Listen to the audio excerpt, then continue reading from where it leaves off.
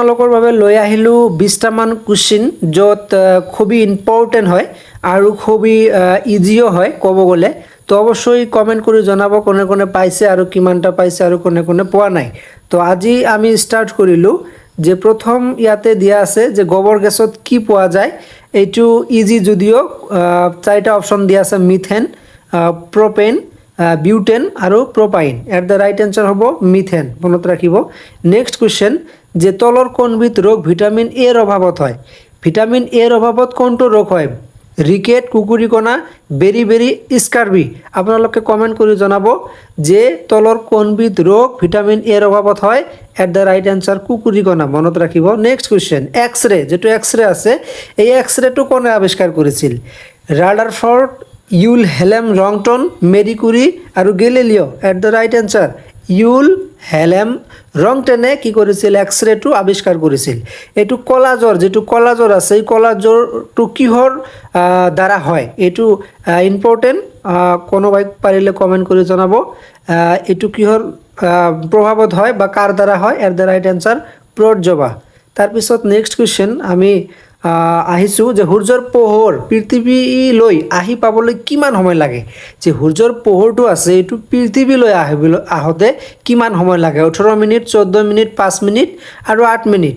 At the right answer হ'ব আপোনাৰ 8 minute, মনত ৰাখিব। ইম্পৰ্টেণ্ট কুৱেশ্যন যে নেমু টেঙাৰ পিএইচৰ মান কিমান? যে নেমু টেঙাৰ পানী আছে এই পানীটোৰ পিএইচৰ মান কিমান? 2.5, 8.27 অৰ 3.9। এট দ্য ৰাইট এনচাৰ 2.5, এইটো হ'ব আপোনাৰ শুদ্ধ উত্তৰ। তাৰপিছত তলৰ কোনটো ৰোগ পানী প্ৰদূষণৰ বাবে নহয়? এইটো একেবাৰে ইজি, কোনোবাই জানিলে কমেণ্ট কৰি জনাব। মেলেৰিয়া ৰোগ যিটো আছে এইটো পানী প্ৰদূষণৰ বাবে নহয়। ভূমিকম্পৰ প্ৰাবল্য জোখা যন্ত্ৰটোৰ নাম কি?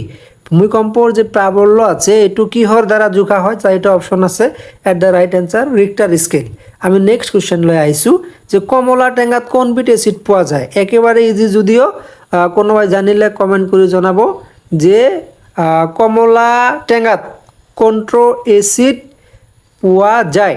এট দ্য ৰাইট এনচাৰ হ'ব আপোনাৰ চাইট্ৰিক এচিড। মনত ৰাখিব চাইট্ৰিক এচিড।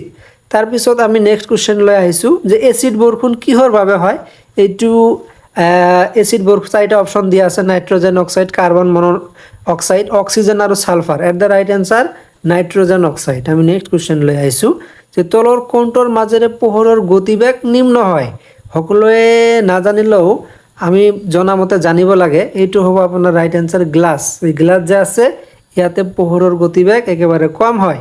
তো নেক্সট কুৱেশ্যন যে মানৱ শৰীৰৰ ছালৰ বৰণ কোনটো কোষৰ বাবে ক'লা বগা হয়? যে ক'লা হয় বগা হয় এইটো কোনটো কোষৰ বাবে? এইটো ইম্পৰ্টেণ্ট, 4টা অপশ্যন দিয়া আছে মেলানিন, ফিঅ'মেলানিন, কেৰাটিন কাইট। At the right answer melanin, এইটো হ'ব আপোনাৰ ৰাইট এনচাৰ। তাৰপিছত কোনটো মহৰ পৰা ডেংগু বেমাৰ হয়? একেবাৰে ইম্পৰ্টেণ্ট এটা কুৱেশ্যন। এচিড মহ, কুলেক্স মহ, এনফিলিছ মহ, সকলোবোৰ। এট দ্য ৰাইট এনচাৰ কোনটো? এচিড মহ, এইটো কিশোৰ পৰা মহৰ পৰা ডেংগু বেমাৰ হয়। তাৰপিছত মানৱ দেহৰ আটাইতকৈ সৰু হাড় কোন অংশত পায়?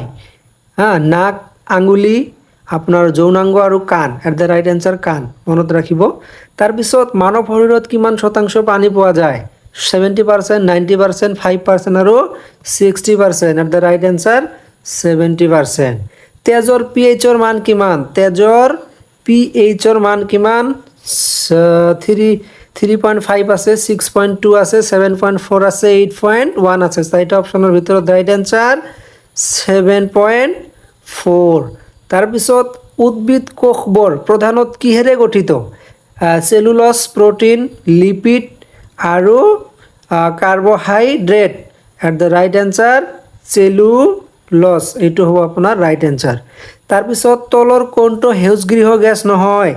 এইটো কোনে কোনে জানিছে কমেণ্ট কৰি জনাব। এইটো জনাটো একেবাৰে ইম্পৰ্টেণ্ট যে তলৰ কোনটো সেউজগৃহ গেছ নহয়?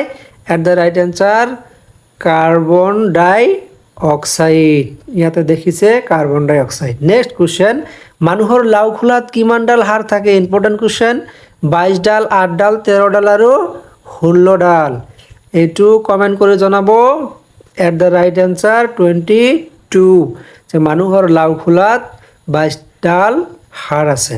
আৰু নেক্সট কুৱেশ্যন, পৃথিৱীৰ খোলাটোত কিমান শতাংশ কাৰ্বন পোৱা যায়? এইটো আপোনালোকৰ বাবে হোমৱৰ্ক থাকিল আৰু কোনোবাই জানিলে কমেণ্ট কৰি জনাব। তো থেংক ইউ, ধন্যবাদ।